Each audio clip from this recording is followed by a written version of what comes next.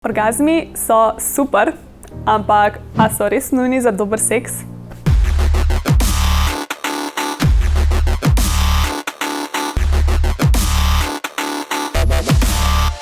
Ne, niti približno. In če se ne bi toliko osredotoča na orgazme, bi lahko še veliko bolj uživali v seksu. In ironično bi mogoče veliko več žensk lažje doživelo orgazem. Drugače pa, tako je. Itak, da je fajn, če doživiš orgazem med seksom. In moški ponovadi ga. Raziskave kažejo, da 85% moških doživi orgazem skoraj vsakič, ko seksajo.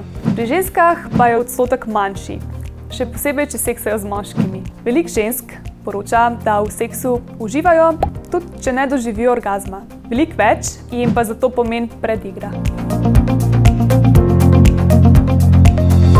Kakšen je občutek pri ženskem orgazmu? Pogosto je odgovor: boš vedela, ko se zgodi. Ampak vem, da to ni dober odgovor, zato bom probala razložiti na enem primeru. Še prej moram pa povedati, da se orgazmi lahko razlikujejo med sabo. Že to, a je klitorisni, vaginalni ali pa kak drug orgazem, je lahko drugače. Ampak najbolj pogosto ženske doživijo klitorisni orgazem. Ko doživiš klitorisni orgazem, se ti mišice nožnice, pa tudi mišice maternice in anusa začnejo krčati. Povprečen ženski orgazem traja 13 do 51 sekund. Pa niso vsi orgazmi vedno enako intenzivni. Kakšen dan so lahko bolj, kakšen dan pa manj. Veliko žensk pravi, da je klitorisni orgazem primerljiv z občutki, ko kihneš. Itak 100-krat manj intenzivno, ampak vseeno. Ko te prime kihant, začutiš ščemenje globoko v nosu. To ščemenje prihaja v valovih, vse bolj na površje. In veš, kako včasih ta občutek kar naenkrat izgine? No, tega nočeš in zato se kar malo ustaviš in se osredotočiš na ščemenje, da ne bi izginilo. Nabira se in nabira, dokler ne pride do sprostitve, tako kot da bi odprl pločevinko Coca-Cole. Po celem telesu te prijetno spreleti, po nosu pa se razprši ščemenje, ki mu sledi občutek sprostitve. Pri orgazmih je zelo podobno. Enako lahko ga izgubiš in zato je ključnega pomena, da pred vrhuncem ničesar ne spreminjaš. Tempo, pritisk, tehnika, vse mora ostati enako, da ženska lahko doseže vrhunec. Pri moških je vse skupaj malo manj zakomplicirano. Največkrat orgazem spremlja izliv.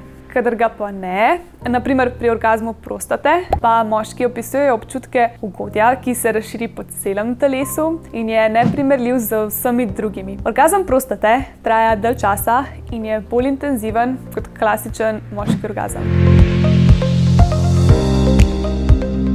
A veš, da obstaja več vrst orgazmov? Obstaja celo toliko različnih orgazmov, da različni viri navajajo različne številke.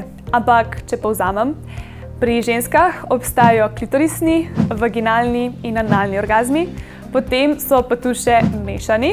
Do teh pride, ko doživiš orgazem ob stimulaciji več različnih delov telesa, in orgazmi erogenih con, kot so na primer bradavičke. Je pa tako, da vse ženske niso nujno zmožne doživeti vseh teh različnih orgazmov. Nekatere, res redke, orgazem lahko celo doživijo čisto brez kakršnekoli zunanje stimulacije.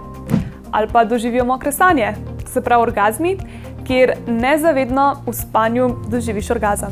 Tudi moški lahko doživijo več vrst orgazmov, ampak nekoliko manj kot ženske. Najbolj znan je klasičen ejakulacijski orgazem. Poleg tega pa obstajajo tudi suhi orgazmi, kjer ne pride do izliva. Potem je tu še orgazem prostate in podobno kot pri ženskah mešani orgazem. Pa seveda ne smemo pozabiti tudi na mokre sanje.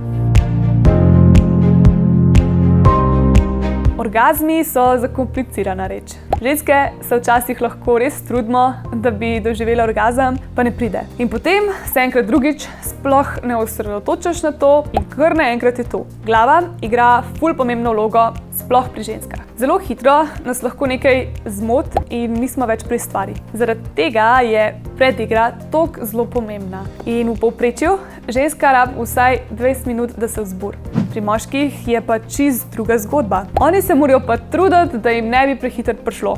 In če mene vprašaš, je to malo nepravično razporejeno, ampak ok. Pa da povzamem.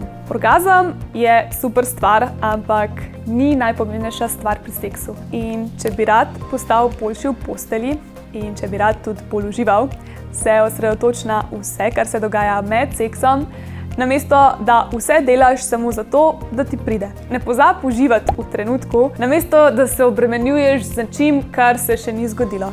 To je zaenkrat vse. Hvala za ogled videa in če nam še ne slediš na vseh možnih socialnih omrežjih, potem ne pozabi še tega narediti. Vse te vsebine o spolnosti so objavljene tudi na našem blogu. Se vidimo naslednjič!